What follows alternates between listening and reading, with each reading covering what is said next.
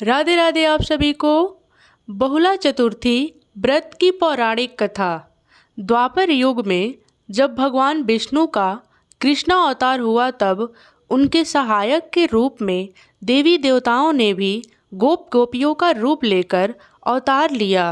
गौ शिरोमणि कामधेनु भी बहुला नामक गाय बनकर नंद बाबा के गौशाला में आ गई। भगवान श्री कृष्ण को बहुला से और बहुला को भगवान से अपार स्नेह था। बालक श्री कृष्ण को देखते ही बहुला के स्तनों से दुग्ध धारा बहने लगती थी। श्री कृष्ण बहुला से उस दुग्ध का पान किया करते थे। एक बार श्री कृष्ण बहुला की परीक्षा लेने के विचार से जब बहुला वन में घास चर रही थी तो उनके सामने सिंह के रूप में प्रकट हो गए। बहुला सिंह को देखकर भयभीत हो गई और कांपने लगी, लेकिन हिम्मत करके सिंह ने बोली, हे बनराज, मेरा बछड़ा भूखा है, वह मेरी प्रतीक्षा कर रहा होगा, अतः मुझे जाने दो, मैं उसे दूध पिलाकर तुम्हारे पास आ जाऊंगी, तब मुझे खाकर अपनी भूख मिटा लेना। सिंह ने कहा कि सामने आए आहार को कैसे जाने दूं? तुम वापस नहीं आई तो मैं भूखा ही रह जाऊंगा। बहुला ने सत्य और धर्म का शपथ लेकर कहा कि मैं अवश्य वापस आऊंगी।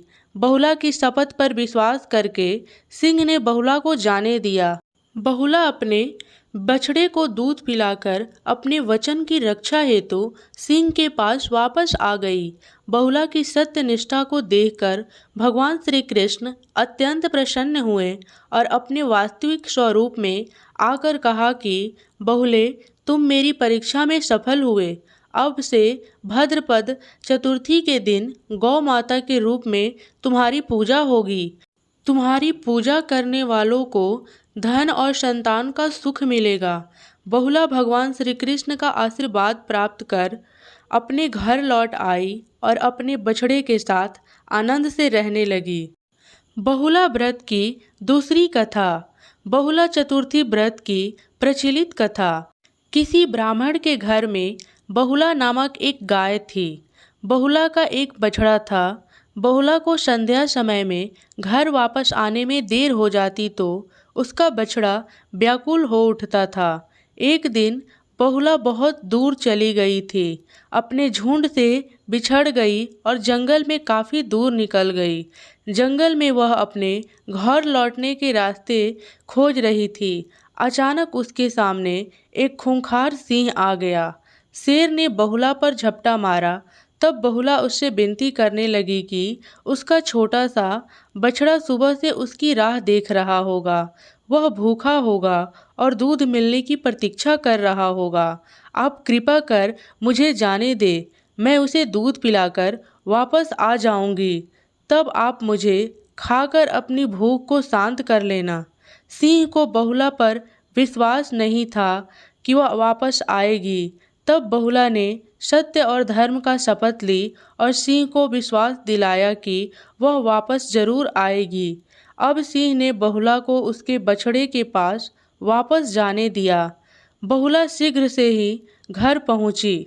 अपने बछड़े को शीघ्रता से दूध पिलाया और उसे बहुत स्नेह किया। उसके बाद अपना वचन पूरा करने के लिए सिंह के समक्ष जाकर खड़ी हो गई। सिंह को उसे अपने सामने देखकर हैरानी हुई। बहुला के सत्य वचन के सामने उसे अपना सिर झुकाया और खुशी से बहुला को वापस घर जाने दिया। बहुला कुशलता से घर लौट आई और प्रसन्नता से अपने बछड़े के साथ रहने लगी।